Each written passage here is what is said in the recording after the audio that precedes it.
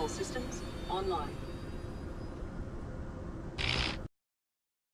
Salut à tous, c'est Schneider et on se retrouve pour une courte vidéo de présentation des deux nouveaux vaisseaux qui ont été dévoilés pendant la semaine de vente anniversaire de 2017. Et on va commencer par le Anvil Hawk. En août 1935, le haut commandement de l'UE voulait un nouveau modèle de chasseur monoplace multirôle conçu pour les affrontements spatiaux à courte portée et les attaques au sol. L'appel d'offres fut envoyé à Drake, Anvil et Aegis. Drake fut rapidement écarté du projet après avoir proposé une version modifiée du Cutlass.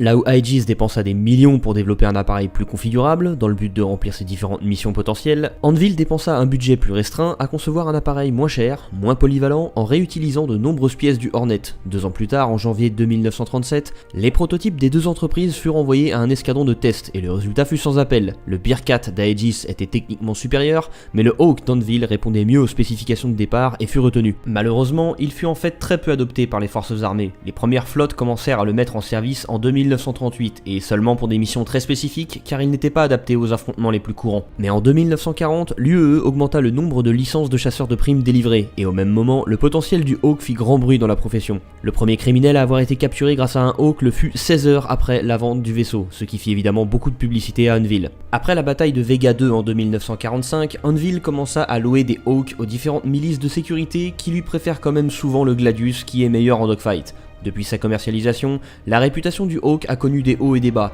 Si certains chasseurs de primes célèbres sont crédités de plusieurs centaines de captures avec ce vaisseau, dont un avec plus de 400, une défaillance technique de 2 propulseurs a causé la mort de 386 personnes à un salon en 1943, lorsqu'un pilote a voulu passer en rase-motte au-dessus de la foule. Dans la brochure du Hawk, il était dit que 2 variantes étaient d'ores et déjà prévues pour l'année fiscale 48, autrement dit 2018. Le Dire Hawk, avec 2 emplacements d'armes supplémentaires, et le Shadow Hawk, avec des capacités furtives. Mais dans la session de questions-réponses 2 semaines plus tard, il a été précisé qu'il ne prévoyait pas encore de les faire. Le design du Hawk est inspiré, ça va de soi, de la morphologie d'un faucon. Ses ailes à géométrie variable se replieront vers l'arrière et se tourneront à la verticale pour permettre au train d'atterrissage de se déployer, ce qui apparemment a été plutôt compliqué à faire. Cette idée leur vient des avions aux ailes repliées qu'on voyait alignés sur les porte-avions de la Seconde Guerre mondiale. On montera dans le cockpit d'un Hawk par le bas, ce qui fait qu'on aura une baie vitrée en dessous de nous, et du coup, on pourra poursuivre notre cible par le dessus, comme un oiseau de proie. Je sais pas trop ce que ça va donner en jeu, puisque sur les 6 armes du Hawk, plusieurs sont situées sur le dessus de l'appareil, afin de lui donner un air menaçant. En tout cas, sur ces 6 armes, 4 seront de taille 2, et 2 seront de taille 1. Le Hawk disposera d'un module EMP contenu dans sa structure circulaire dorsale, typique d'Anvil. Il devrait avoir la même puissance que celui du sabre Raven, mais un rééquilibrage est déjà prévu pour 2018. Le vaisseau aura également un compartiment pour stocker des armes à feu au cas où une traque devrait se poursuivre au sol. Ce compartiment se trouvera derrière le siège du pilote. D'ailleurs, on a appris qu'on ne pourra pas porter d'armure lourde lors du pilotage d'un petit chasseur monoplace. Si la poursuite doit se continuer au sol, vous devrez d'abord vous équiper de l'armure. La soute à l'arrière pour y enfermer un prisonnier, un seul, ne sera pas remplaçable par autre chose. Rendre un vaisseau modulaire leur demande beaucoup de travail en amont,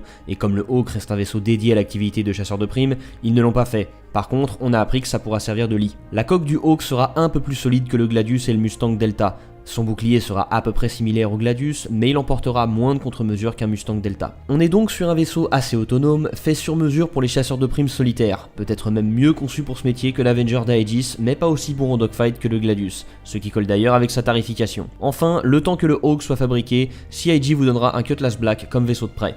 Pour finir sur le Hawk, on a eu quelques infos de ce qu'il prévoit pour le métier de chasseur de primes. Une fois que le joueur pourchassé sera capturé, le chasseur de primes devra le livrer jusqu'à un bureau de police. Évidemment, le paiement sera plus juteux si le joueur est ramené vivant.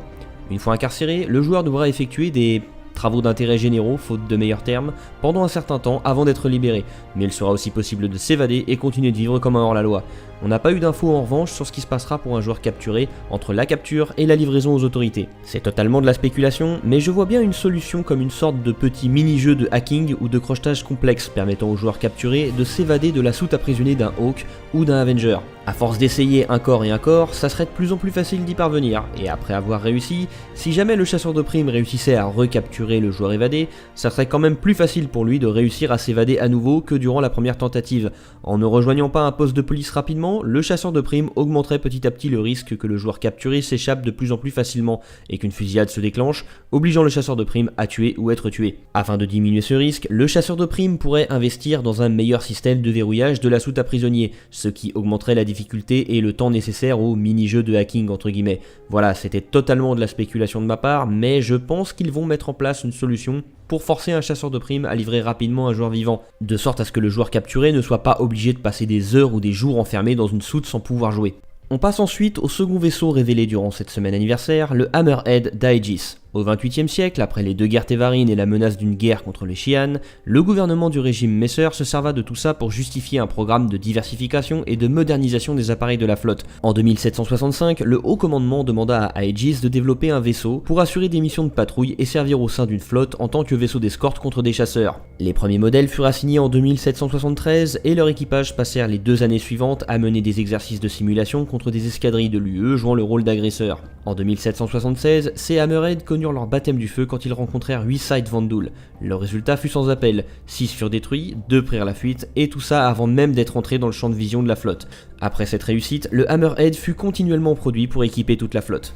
La fin de l'ère Messer en 2792 fut dévastateur pour Aegis. La population assimilait la marque au régime fasciste des Messer et aux crimes qu'ils avaient commis. Le nouveau gouvernement prit ses distances avec Aegis et se rapprocha d'autres constructeurs comme RSI ou Anvil, à tel point qu'Aegis dut se contenter de vendre ses vaisseaux sur le marché civil pendant quelques années. Mais au fil du temps, la qualité des vaisseaux d'Aegis n'étant plus à démontrer, le haut commandement les réintégra petit à petit dans la composition de la flotte, si bien qu'au XXXe siècle, une flotte de l'UE ne part pas sans au moins un Hammerhead. L'engagement le plus important mené par des Hammerhead s'est déroulé en 2945, quand 16 d'entre eux escortaient un convoi de Hull lorsqu'un gigantesque vaisseau Vanduul les attaqua. 3 Hammerhead furent détruits, un autre fut gravement endommagé, mais les 12 autres parvinrent à se coordonner suffisamment pour détruire le vaisseau Vanduul dont la puissance de feu était de loin supérieure.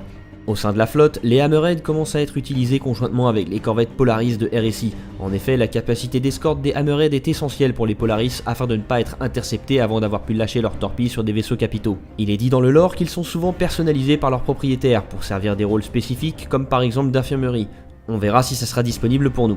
Le Hammerhead est donc un vaisseau de patrouille et d'escorte pour 8 personnes, de 100 mètres de long, ce qui le rend un peu plus grand qu'un Retaliator, mais bien moins grand qu'un Idris. Son apparence est évidemment inspirée de celle d'un retien-marteau, et pour sa fabrication, les artistes de CIG ont réutilisé des morceaux de Retaliator et de Javelin. Il sera très efficace contre des petits groupes de chasseurs légers, mais sera totalement démuni face à une attaque de vaisseaux anti-capitaux comme un groupe de Retaliator. Il a été dit au départ que 2 des 6 tourelles seraient télécommandées, mais il y a eu en fait un petit changement de dernière minute et ça sera bien 6 tourelles maniables, plus 4 lance-missiles pour des missiles de taille 3. 4 des tourelles seront accessibles via des sas, et une fois dedans, elles se détacheront du reste du vaisseau pour pouvoir tirer dans à peu près toutes les directions. On devrait pouvoir convertir les tourelles manuelles en tourelles automatiques, mais seulement 4 sur 6 et sûrement en faisant certains sacrifices. Par sécurité, un système empêchera les différentes tourelles de se tirer dessus, mais concrètement, il n'y a pas vraiment de situation où ça devrait arriver. Le Hammerhead aura également une petite zone de cargo de 25 mètres carrés où il sera possible de mettre un rover. Il y a toute une partie au centre du vaisseau qui est vide. Comme la masse d'un vaisseau dépend vraiment de sa composition, ça l'aurait vraiment trop alourdi et ça l'aurait handicapé, donc ils l'ont laissé vide. On pourra se servir du Hammerhead pour éperonner les autres vaisseaux. C'était pas prévu au départ, mais Aegis aurait choisi, je cite, de renforcer l'avant du vaisseau pour certaines raisons. Je vois. Le Hammerhead est indiqué comme un vaisseau de patrouille indispensable pour n'importe quelle flotte, mais je pense qu'on en verra surtout comme vaisseau d'escorte utilisé par des guildes de mercenaires pour protéger des convois traversant des zones dangereuses, de 1 ou 2 pour protéger quelques freelanceurs, à une quinzaine pour protéger un convoi de Hull. Je serais pas surpris de voir également des petits groupes de joueurs assurer leur livraison en Hammerhead et rien d'autre, quitte à transporter moins de marchandises, être moins rentable, employer des routes commerciales moins fréquentées, mais ne pas avoir à payer d'escorte et parier sur l'armement puissant et dissuasif de leur vaisseau pour arriver à bon port en un seul morceau. C'est la fin de cette vidéo, j'espère qu'elle vous a plu et je vous dis à bientôt pour une autre vidéo. D'ici là, portez-vous bien citoyens.